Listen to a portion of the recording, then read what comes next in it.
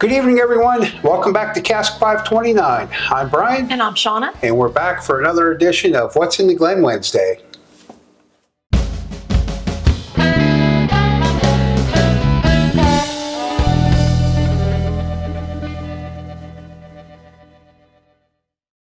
All right, so it's time for the blind drawing. Pick a good one. We need a good one.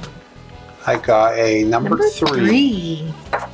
Number three. So we know that this one came from Charles in Florida.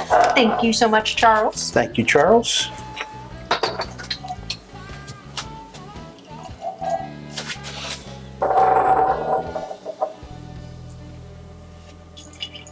And I'm going to guess that this is a rye. However, last night, if you were able to catch the live where Charles sent us a couple blinds, I thought for sure they were going to be ryes. But Charles surprised me. So now I no longer know if these are ryes or not. Can't bank on Charles being the right guy. No, but I seriously do think these are ryes. Okay, But I could be wrong. Cheers. Cheers. It's got a good color. It does. Nice amber color.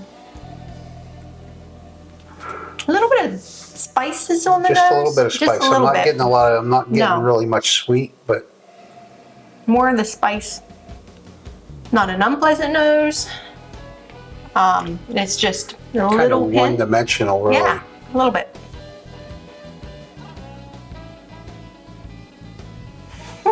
Maybe I'll get something after we take the first sip. You ready? We'll give it a shot. Here we go. Okay.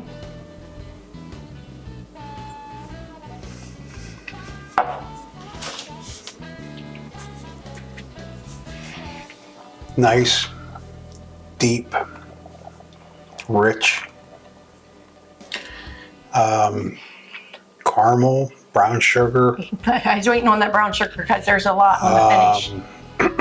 A little bit of char, but the char's not real heavy on it. Look at you! Look at Brian go, giving all these tasting notes.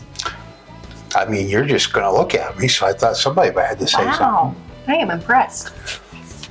You've been like really practicing. Well, it's because I went for how many days and didn't have anything to drink. It helped his taste buds. A lot of sweetness as it enters the palate. Would you agree? And then you get a lot of the baking spices and stuff. It's an awesome palate, really. The nose is misleading because the nose, like we said, is really one-dimensional. I'm getting a little bit of tobacco on the nose now. I did not get that before, but also the spices are coming through. Don't you feel it's a little easier to get that stuff on the nose after it's on your palate, though? Might be. I mean... Yeah. Kind of wakens up, because this is our first sip of the day. Yeah, so we this didn't is have just anything to... wakening up our senses, too. We didn't have no pregame. No pregame. Just came in hot.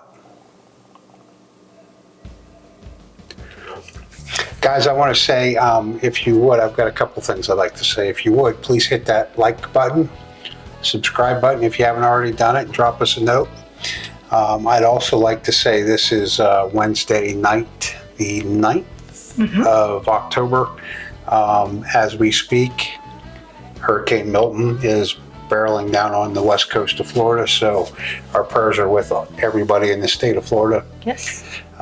Good news, I saw just a little bit ago, it has weakened a little bit. Good. So it's still going to be devastating, but it's not the Cat 5 that it was earlier today. It's great news.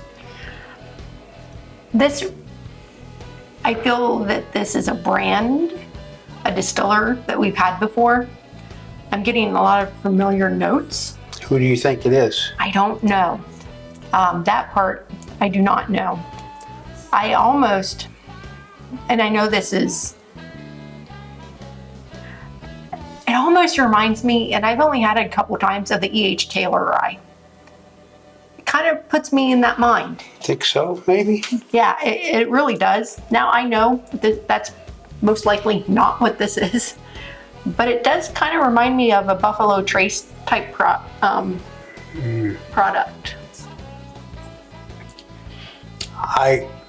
I feel it's much richer and deeper than a Buffalo Trace product. Now, when you're talking the H. Taylor rye, that's one of the better pours. But I don't know. I'm not sure it's a rye. I'm pretty sure it's a rye because I'm getting a lot of baking spices, not only on the nose, but on the palate, especially on the finish. I am going to go out there and say it's a Buffalo Trace line, a Sazerac line, E.H. Taylor rye, maybe, don't know. Definitely around, I want to say it's probably only proofed at 95 to 100. I don't feel it's very, very proofy. I'm going to say, I'm not going to name a distiller. I'm going to say it's a high rye product, not a rye, but a high rye. And I'm going to put it between 100 and 110 proof. Okay, you think it's a little bit proofier than that, huh? Yeah. I wasn't getting the I think it drinks really well for the proof that it probably is. Okay, you ready to see what it is then? I am. Drum roll. If either of us could play the drums. I could. I played it in marching band a long time ago. Back when Moby Dick was a minnow. Well, I was wrong. It's a Driftless Glen. It is a So straight it's a straight rye whiskey, 96 proof, You nailed the proof. aged 5 years. It was barrel 1670, bottled by Angelica, distilled, aged, and bottled Baraboo, Baraboo, Wisconsin. Wisconsin. Wow. That is a good pour. That is really good. Driftless Glen. Yeah, I've never had a Driftless Glen. Never heard of it. Charles, thank you for such a great pour. Phenomenal pour, really. That is really good. That is a super good pour. So yeah, yum. I have heard of Driftless Glen. I've never looked for it, so I do not know if it's here in Ohio or not, to be honest. So I'm definitely going to be looking that we'll up. check that out. Yeah. But great pour. Thanks to everyone that tuned in for another episode of Shauna's What's in the Glen Wednesday. Yes, thank you. And if you would, leave us a comment, hit that like button, and if you haven't already, subscribe. Please, we'd appreciate it. So until later on tonight when we're live with Whiskey Trivia, thanks for joining us and be safe, everybody. Thanks, everyone.